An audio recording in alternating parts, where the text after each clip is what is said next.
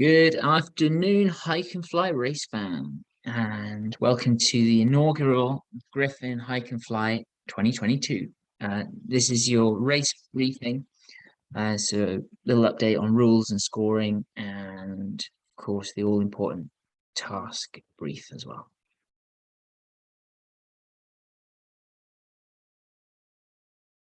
So first of all, a shout out to our sponsors and big thank you to Air Design for yet again sponsoring another event for us and supplying fantastic bunch of prizes, including reserve parachutes and rucksacks and various other bits and pieces.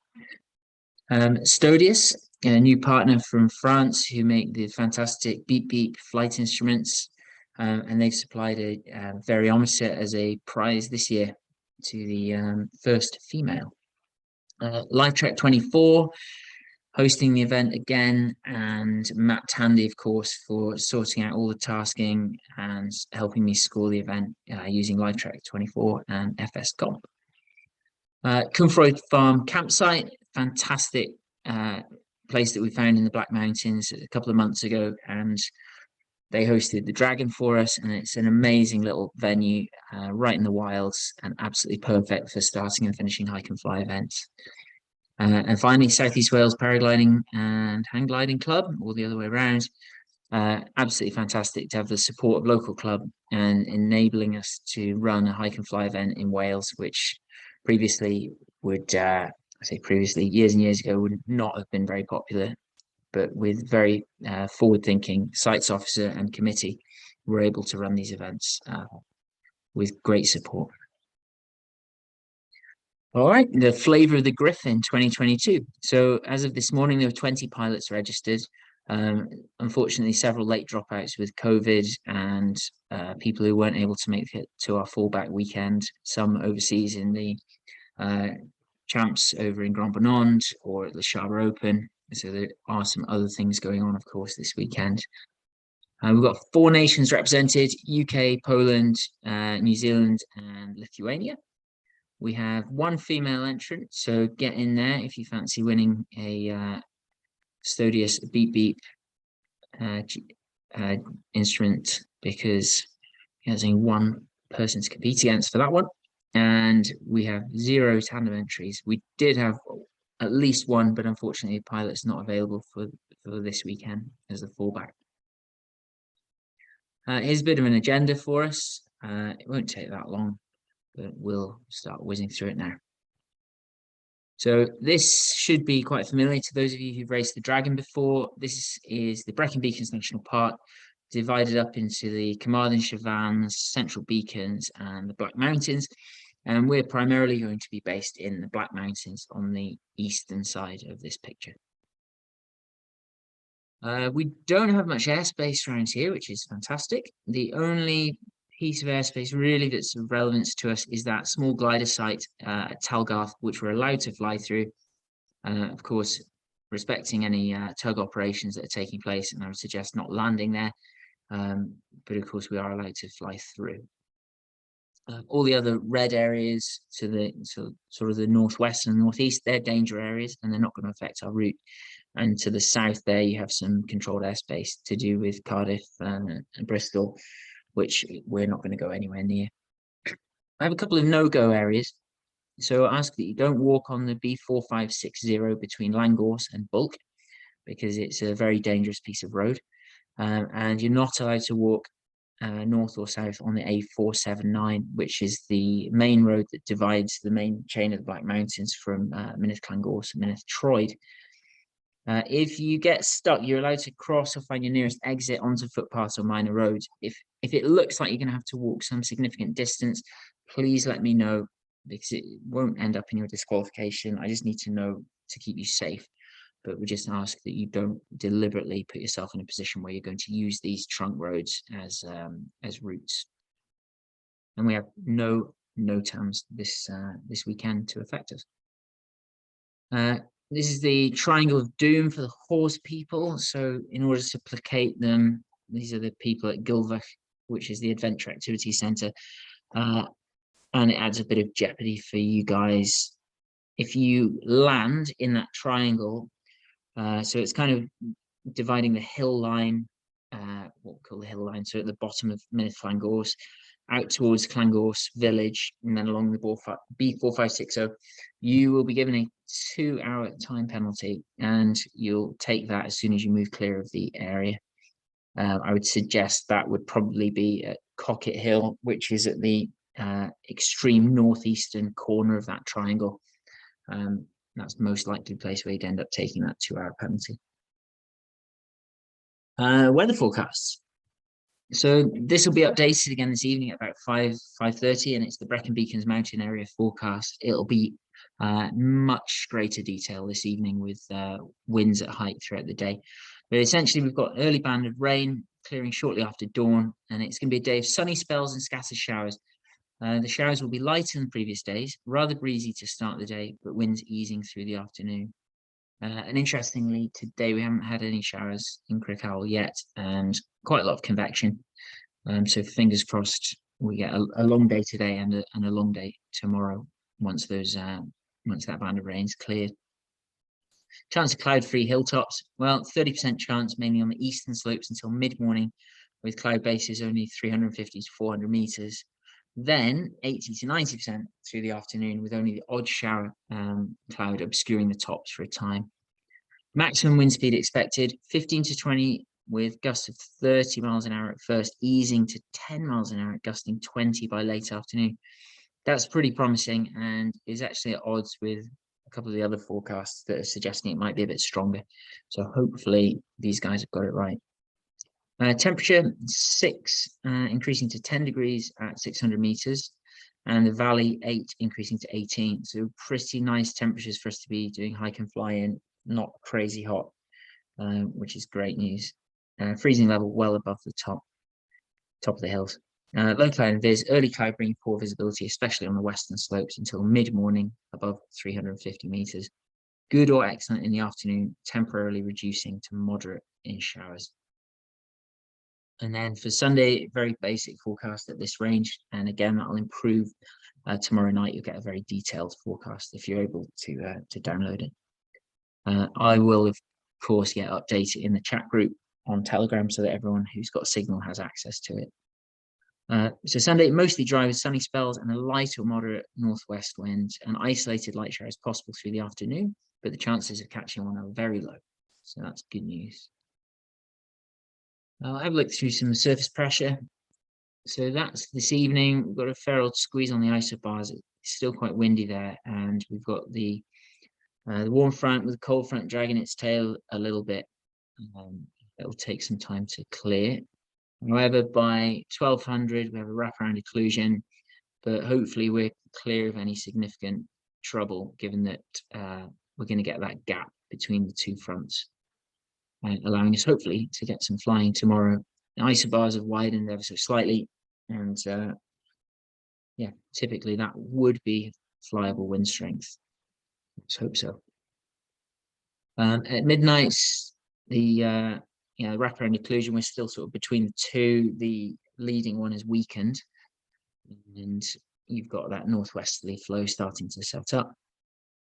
This is for Sunday at 1200, so we've now got some instability. The occlusion has turned into a trough, but it's clear of us to the east, and hopefully we find ourselves in this slight ridge just between the two troughs. So hopefully we'll get that the benefit of that on Sunday afternoon, allowing for more flying conditions. Have a look at some winds. These are boundary layer winds. That's for 1100 tomorrow. The start is at Cumdee, which is kind of in the center of the map here.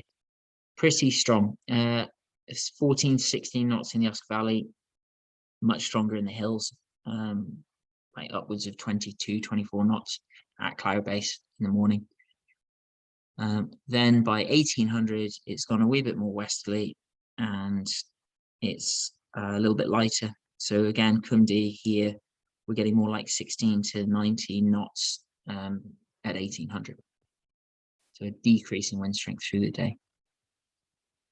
And then for Sunday lunchtime, that's at 1200, with Hay on Wye here, you've got something like 10 to 12 knots in the Wye Valley. and 16 to 18 knots in the boundary layer in the Black Mountains. So hopefully workable wind strength on Sunday. This is the sailplane star rating for tomorrow. Sorry, so 4-star in the area of the race, with a little bit of 5-star in the lee of the Black Mountains, and then on Sunday, 3-star in our area. A couple of soundings, so that's for Talgarth tomorrow. So fairly low convective cloud base, probably below 4,000 feet, and they're going to be pretty chunky, maybe with tops at 8,000 times, and potential for some cloud cover at about 4 to 5,000 feet. Biggest concern on this is the wind. So we have got winds approaching 20 knots on the surface. So not on the surface, on the hills, I should say. But it's consistent in direction and speed with height. So there's no significant shear in our sort of boundary layer that we'll be flying in. So at least we can take that as good news, and hopefully we can get some flying in. That's for 1200 on Sunday. So slightly lower cloud base, more cloud.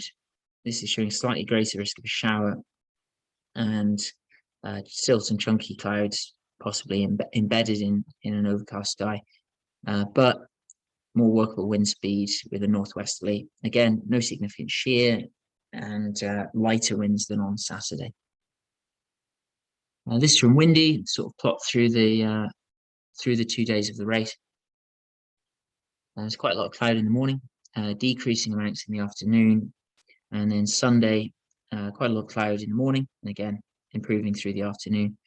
Wind strength on Saturday, it's quite nice to see this the afternoon decreasing maybe to 15 knots and 20 knots up in the boundary layer. And then on Sunday, it does look lighter. So no more than 15 knots at the top of the boundary layer. Obviously, update yourselves on your own map during the day and this evening. The mobile signal at the camping area is fairly limited, so I'll do my best to get as much information to you as I can this afternoon. And obviously, you can do your own research as well on the map. So rule clarification next. So we'll go through the mandatory equipment. This is our first race with a mandatory overnight stop. So of course, there's some recommended equipment in the rules as well, including things like sleeping bags and tents. But I will leave that up to your discretion and what you take out on the hills with you. There's no official supporter. So this is, again, the first race we've had with no official supporter. So it's designed to be more of an individual challenge rather than a team event with a supporter. And so we just ask that you respect the ethos of that, and you don't have someone chasing you in a car, feeding you and resupplying you all the time, because it wouldn't be fair on other competitors who are traveling solo. Methods of travel, well, you're allowed to hike or fly. Is that simple? You're not allowed to swim. Although what you do in your own time outside of the race, and that'll become clear when I explain the route later, is up to you. But obviously, please operate safely, no matter what you do. Movement during the rest period and the camp location. So hopefully you like the camp location. It's a lovely spot. I enjoy camping up there. And there's fresh water supply for replan. So it should be quite handy. If you do need to leave it and you need to walk miles and miles or get a lift out of there for some reason, you feel free to just ask that you let me know so that I can keep tabs on where you are. Airspace, clouds, trespass, country code and protest. This stuff's, some of it's mentioned in the rules, but flight into controlled airspace is immediate disqualification.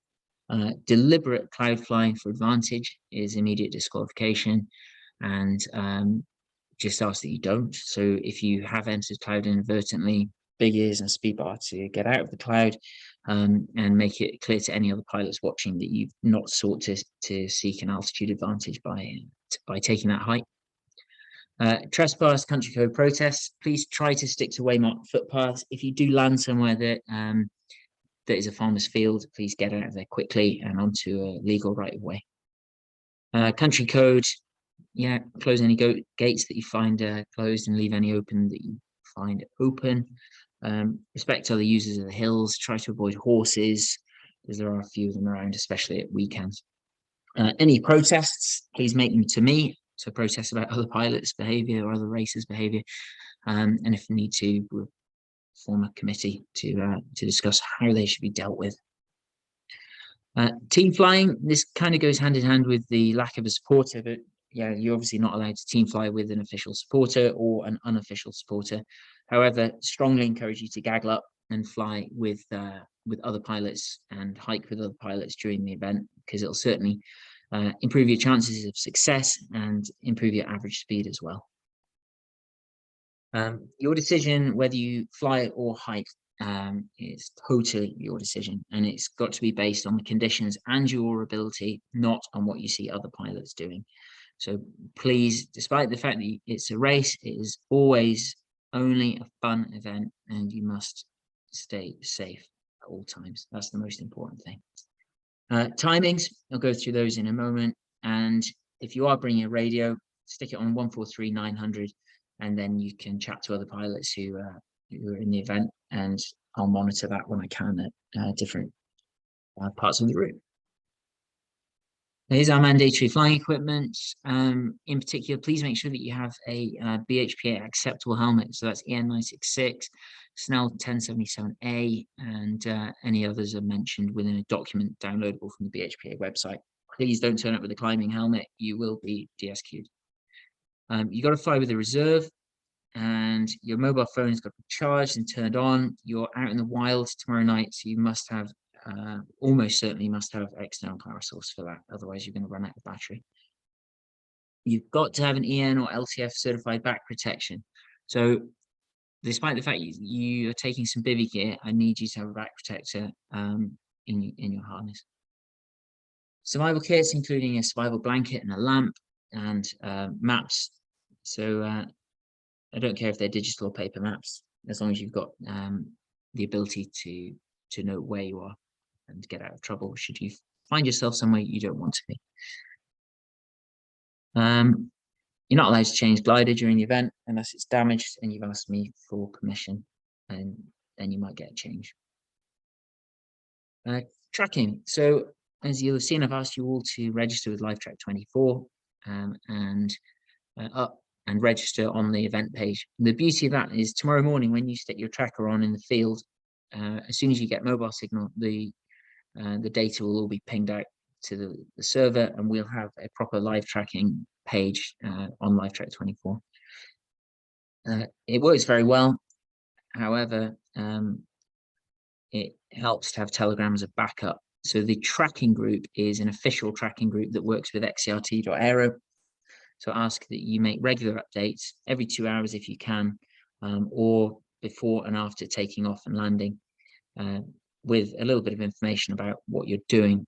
So you're going to drop a pin, then you're going to put #map, Bill taking off from Balmoral in 5 minutes.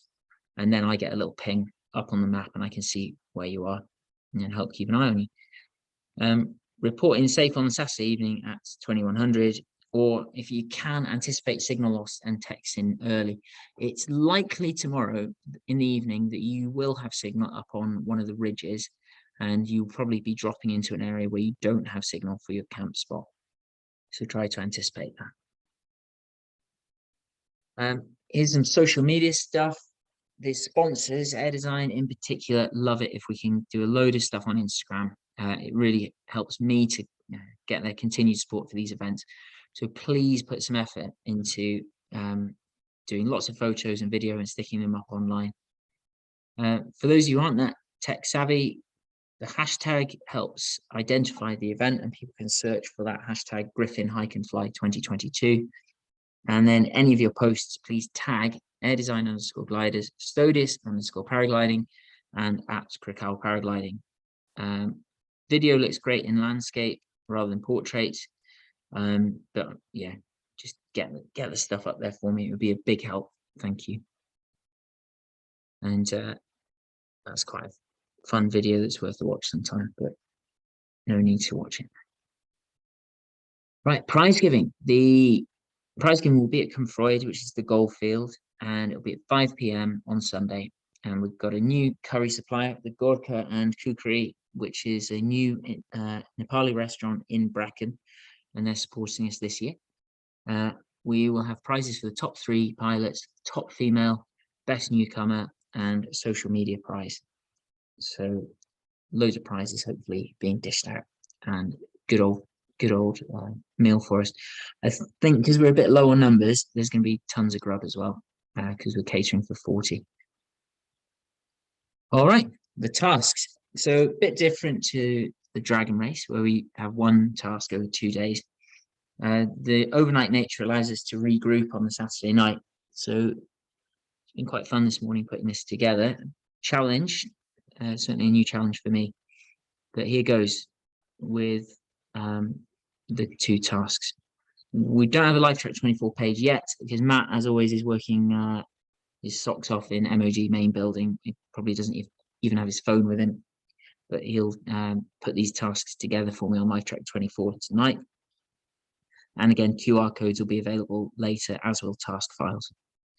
Task files are ready, and I'll drop them in the group shortly. So some timings. We're going to start at Cumfroyd at 0900 tomorrow morning.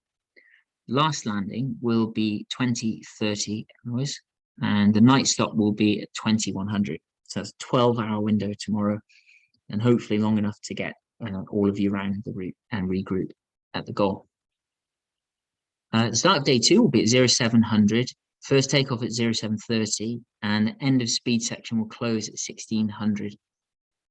So if you make it to ESS at 1600, you can make goal and land after that time.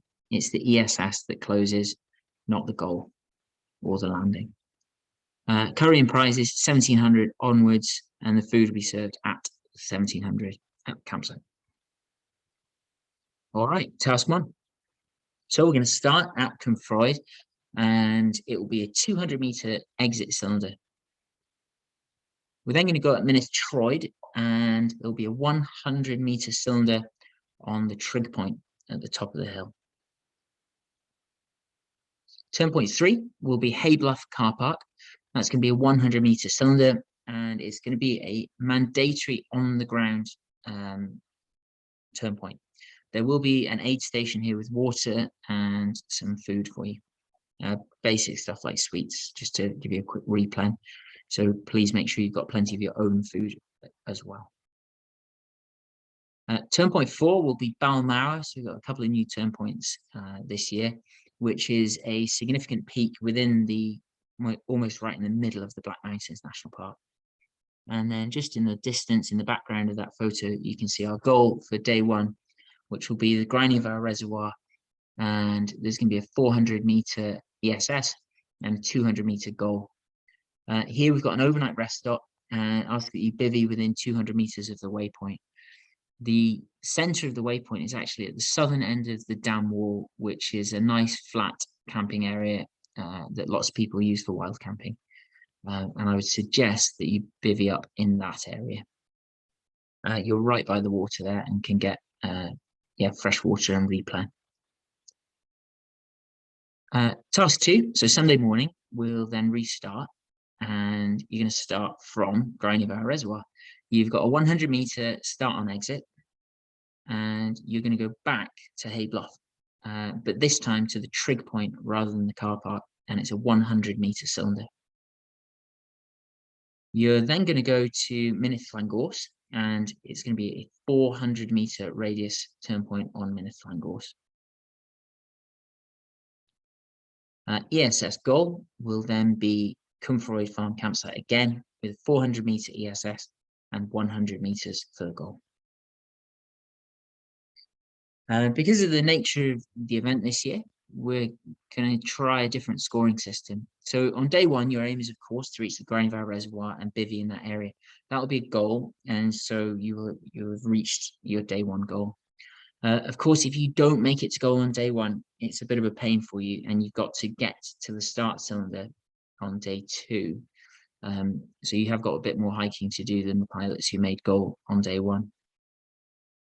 So the pilots who don't make goal on day 1 will start again on day 2 from within 100 meters of their finish location on day 1. On day 2, pilots who made goal will start from the start cylinder at Gryfn res. Other pilots will need to enter and exit the Gryfn reservoir start cylinder to start the day 2 task.